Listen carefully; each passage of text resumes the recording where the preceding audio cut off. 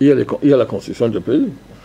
Moi, je continue à poser la question de savoir au nom de quoi ces plateformes-là peuvent nous retirer ce que, par exemple, les constitutions de nos pays nous garantissent, ne serait-ce que de manière formelle. Au nom de quoi? Bon, et ça ne dérange pas les démocrates. Ça ne dérange pas tous ces gens qui fanfaronnent sur les droits, soi-disant, de l'homme. Après, ce sont les droits humains, etc.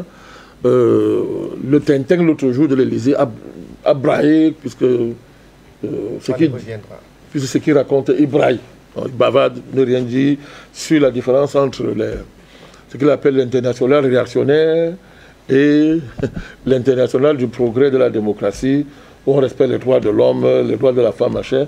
Ben, c'est d'atteinte gravissime contre les libertés les plus élémentaires. La diffusion de l'information, la liberté d'expression, etc. Le droit de la presse, le droit des médias.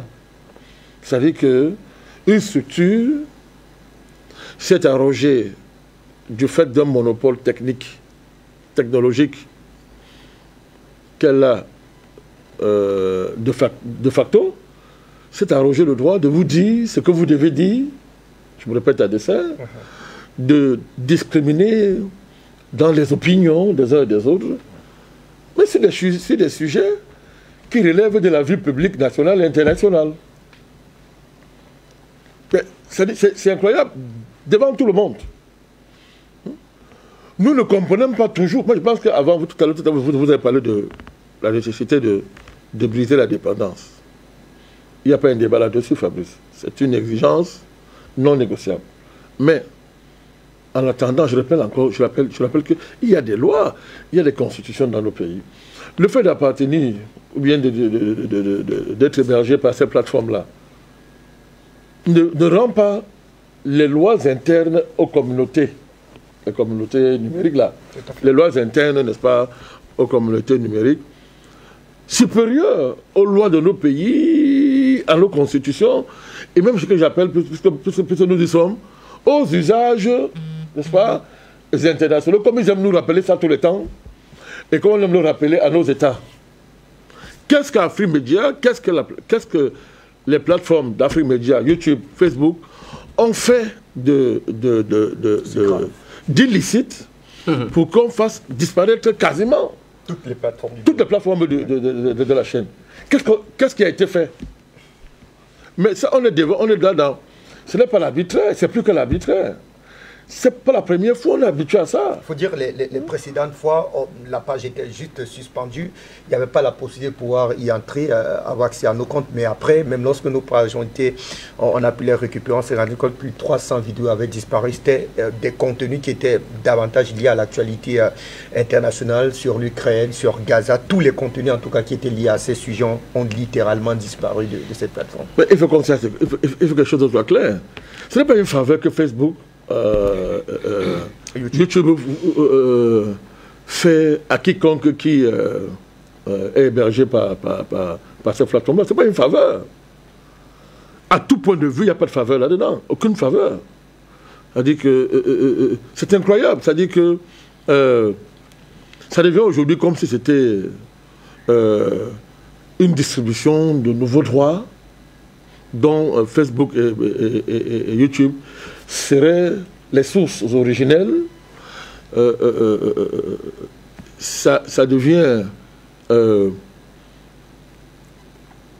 c'est-à-dire que... comment on appelle ça? C'est-à-dire que c'est la négation, ce qu'on appelle du service public. C'est-à-dire qu'aujourd'hui, la question se pose à savoir si Facebook ou YouTube sont des services publics dans le service public. On a affaire à une technologie, mais qui, pour entrer dans l'espace public, est soumis à des règles publiques, est soumis à des règles nationales, est soumise à des règles, à des usages consacrés. Mais on a l'impression que quand vous avez un réseau social, vous êtes en même temps propriétaire du service public, de l'espace de service public. Vous devenez propriétaire des droits qui nous sont consacrés par toutes les législations nationales, et même pour parler comme les autres internationales, Facebook, YouTube devient propriétaire de ses droits et les gère à sa guise, peut décider de vous en priver, les règles, vous dit comment est-ce qu'il faut parler, quels sont les tons qu'il faut utiliser, vous dit comment... Même les outils. Oui, même le langage, même la grammaire à utiliser, bientôt, même comment même sourire, comment vous appuyez. On ne dit plus. Mais c'est tout ça que je dis, je parle de grammaire. Alors que... le nom de pays, j'ai constaté oui, que les mais gens alors que quand vous observez, ce qui est là où la répression numérique brille, et là où elle est absente, pour ne pas dire accompagne et promeut toute forme d'abomination, de tout ce qui est immoral, etc. Mais vous posez la question à la fin, mais s'il faut encore se les poser, mais à la fin, c'est quoi ces réseaux sociaux? Ces réseaux sociaux, c'est quoi? Mais il faut le plus encore, on interpelle nos États. On interpelle nos États. Est-ce que nos constitutions s'arrêtent là où commence Facebook et YouTube? Est-ce que ces réseaux sociaux sont au-dessus des lois? Mais ce n'est pas ce que je vois ailleurs. Ce n'est pas ce qu'on voit ailleurs dans d'autres pays. Vous n'avez aucun recours, vous n'avez aucun moyen. Un matin, on se lève, on dit, vous êtes suspendu, on supprime vos contenus, on ne vous dit rien. Et un matin, on dit que bon, on a l'établi. Et après, on invente les raisons. Et souvent, c'est qu'on vous a confondu avec une autre plateforme, on vous a confondu. Mais c'est grave. Donc nous dénonçons cette atteinte gravissime à la liberté de la presse, aux libertés médiatiques. C'est une atteinte gravissime. Nous dénonçons cette répression dont Afrique Média et ses plateformes est victime. Nous dénonçons cette violence numérique qui est exercée, n'est-ce pas, à tort contre Afrique Média et ses plateformes. Et nous disons au monde entier que ça relève de la persécution, la plus claire et nette, c'est de la persécution. En réalité, nos contenus dérangent, nos prises de position menacent sérieusement l'ordre numérique établi, pour ne pas dire l'ordre occidental établi, qui se veut éternel, n'est-ce pas, etc.